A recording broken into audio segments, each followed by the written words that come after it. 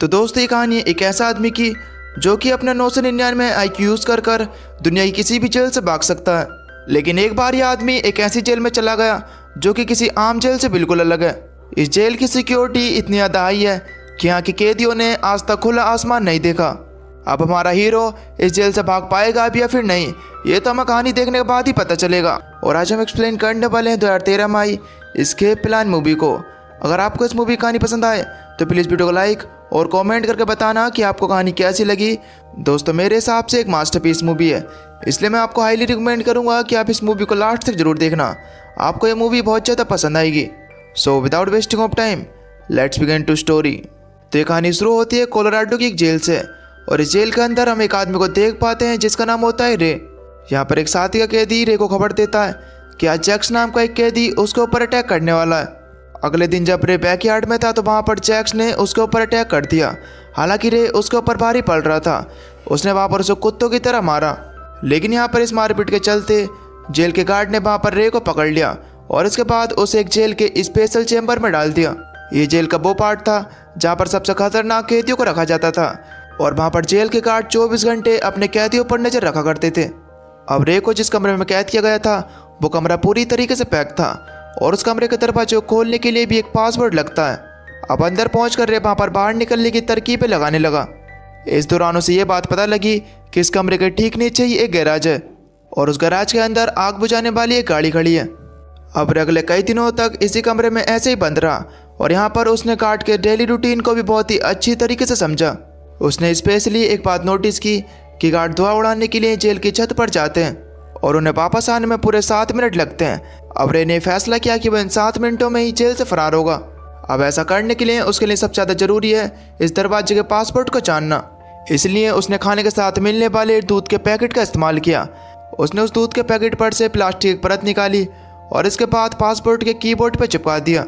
जल्द ही रे को उस पासवर्ड के नंबर्स मिल जाते हैं। अब इन नंबर्स को सही ऑर्डर में कनेक्ट करना रे के लिए कोई बड़ी बात तो नहीं थी। अब एक दिन जब वो गार्ड्स धुआं उड़ाने के लिए बाहर गए तो तभी रे बाहर निकल कर आया, और इसके बाद उसने अपनी टीम तक एक मैसेज भेजा।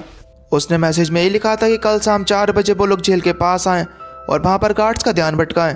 अब प्लान के मुताबिक रे की टीम वहीं पर पहुंची, और अब जैसे ही वहाँ पर 4 बजे तो उन्होंने वहाँ पर एक बड़ा धमाका कर दिया। अब इस धमाके के चलते सभी का ध्यान भट गया और सभी लोग इधर उधर भागने लगे। इस भगदड़ के चलते हुए रे मौका पाकर अपने कमरे से बाहर आया, और इसके बाद वो इस इवेंट से होते हुए गैराज तक पहुंच गया। इसके बाद जेल की फायर ब्रिगेड आग बुझाने के लिए बाहर पहुंची, और उसके नीचे लटक कर रे भी बाहर पहुंच गया था। जेल के बाहर उसके साथ ही उसे लेने के लिए आए, जिनके नाम थे हस और एबिगेल।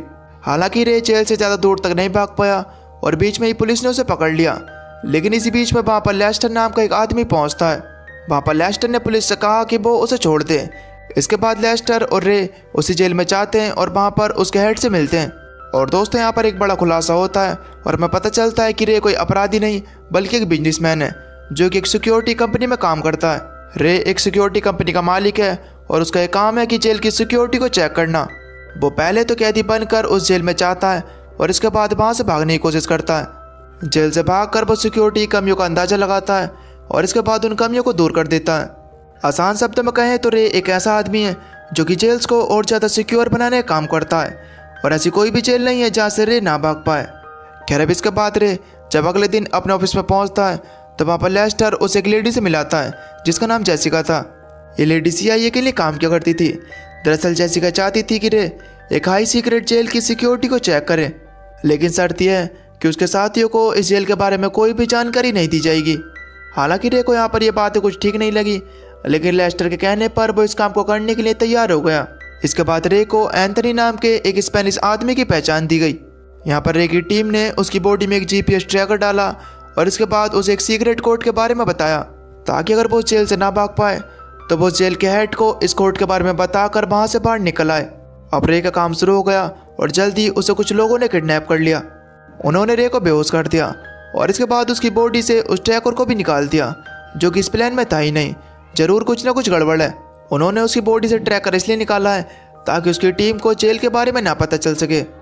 अब कई घंटे बाद जब रे की आँख खुली तो उसने खुद को एक शीशे के चैम्बर में पाया। वहाँ पर रे की तरह और भी कैदी मौजूद थे। थोड़ी देर बाद उसकी मुलाकात उस जेल के हेड से हुई जिसने अपना नाम होप्स बताया। अब ये जानने के बाद वहाँ पर रे को हैरानी हुई क्योंकि उसे तो बताया गया था कि इस जेल के हेड का नाम मार्स है। अब वहाँ पर रे को थोड़ी गड़बड़ महसूस हुई। इसकी वजह से उसने वहाँ पर अपना इमरजेंसी कोड बोला, लेकिन उस जेल के हेड ने कोड को कुछ ऐसे इग्नोर कर दिया जैसे कि आप लोग हमारे चैनल पर लाइक और सब्सक्राइब को कर देते हो। खैर इधर रे के साथ ही रे के बारे में पता लगाने की कोशिश कर रहे थे, लेकिन इस चीज़ का कोई भी फायदा नहीं है क्योंकि पहले ही उसके शरीर में से ट्रैकर निकाल दिया गया है। इधर रे ये नोटिस करता है कि जेल के सभी गार्ड्स ने एक से ही कपड़े और एक से ही मास्क पहन रखे हैं और उनका वहाँ पर जब भी मन करता है तो वो कभी भी किसी भी कैदी की धुनाई कर देते हैं। अब इसी बीच वहाँ पर रे की मुलाकात एक एमिल नाम के आदमी से होती है और वहाँ पर एमिल रे की तरफ दोस्ती का हाथ बढ़ाता है। बातों ही बातों में वहाँ पर एमिल उसे बताता है कि उसने कोई भी अपराध नहीं किया है और उसे जेल में इसलिए रखा गया है क्योंकि कुछ लोग उससे उसके बॉस का पता निकलवाना चाहते हैं। एमिल के बॉस का नाम था मैनहाइम और मैनहाइम के पीछे दुनिया भर की पुलिस लगी हुई थी।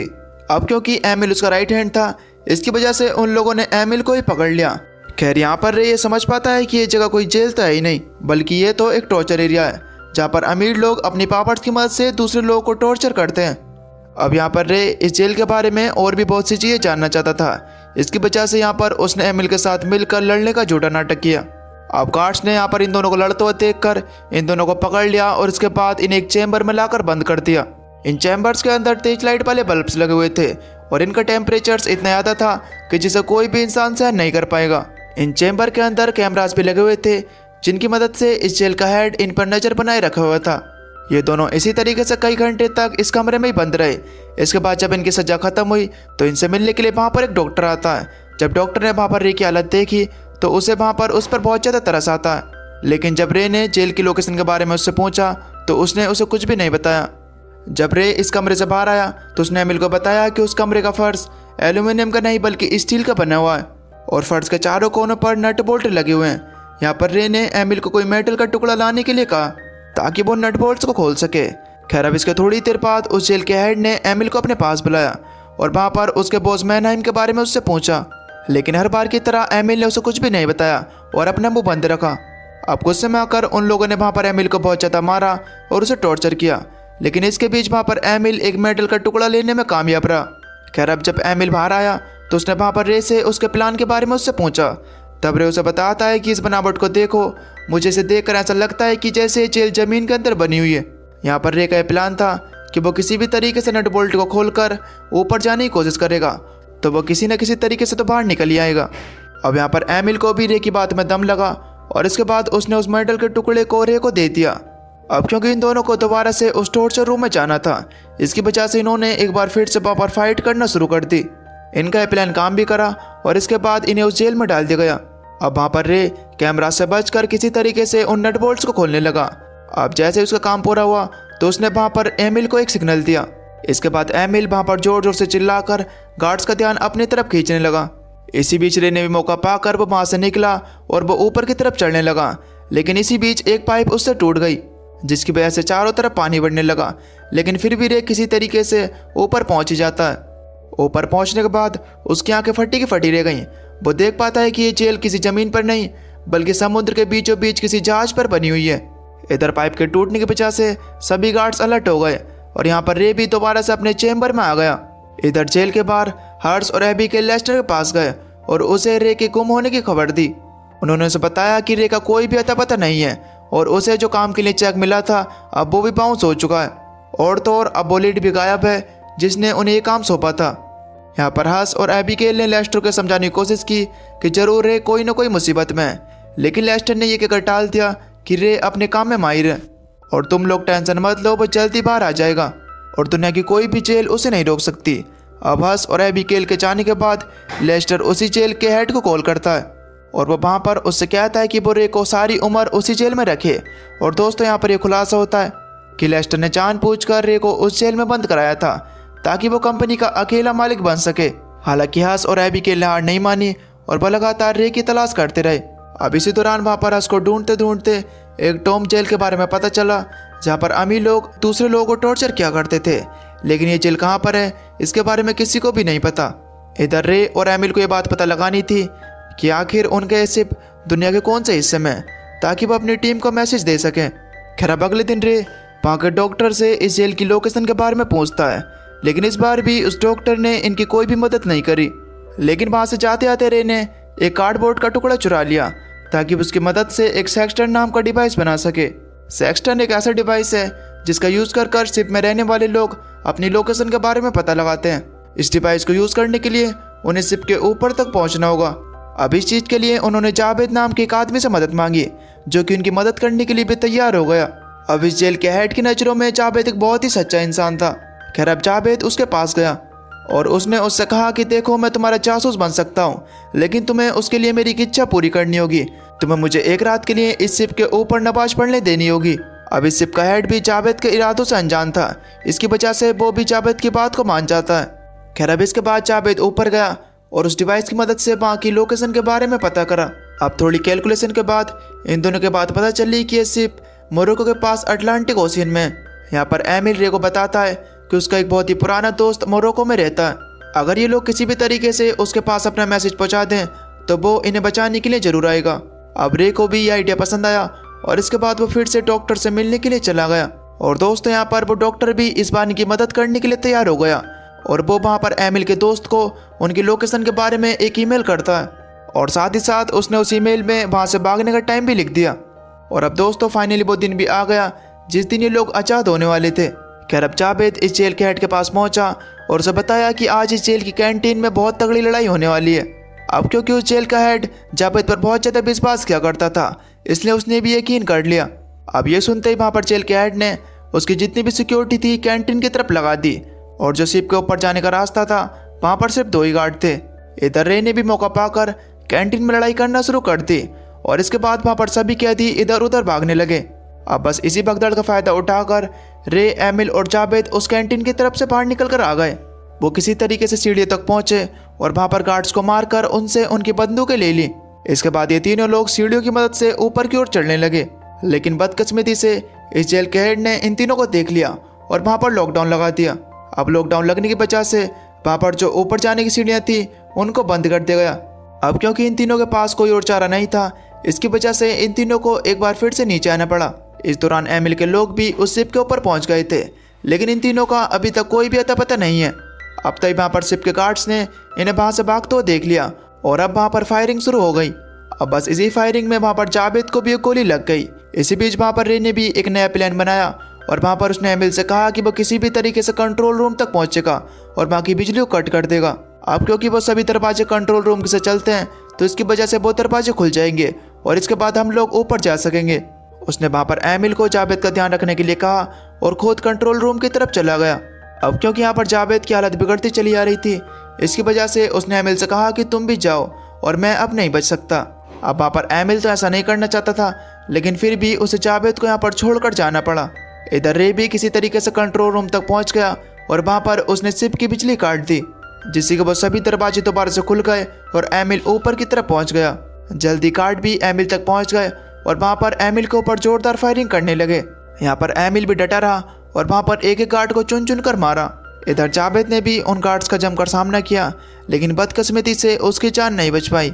अब यहाँ पर जावेद के मर जाने के बाद ये सभी लोग यहाँ पर रे की तलाश करने लगे। यहाँ पर रे जो कि पानी के टैंक में छुपा हुआ था। अब तभी उस शिप में इलेक्ट्रिसिटी वापस आ गई और इसके बाद उस टैंक में पानी बढ़ने लगा। इधर जेल के हेड को भी ये बात पता चल गई थी कि रे इस टैंक के अंदर है, लेकिन इससे पहले कि वो वहाँ पर कुछ कर पाता, रे ने खुद को शिप के नीचे ढकेल दिया। इधर दूसरी तरफ शिप पर भी गार्ड्स की संख्या काफ़ी ज़्यादा बढ़ गई थी।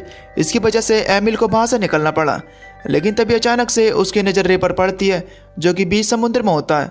उसने वहाँ पर रे के लिए एक सीढ़ी फेंकी, जिससे कि रे ऊपर की ओर चढ़ गया।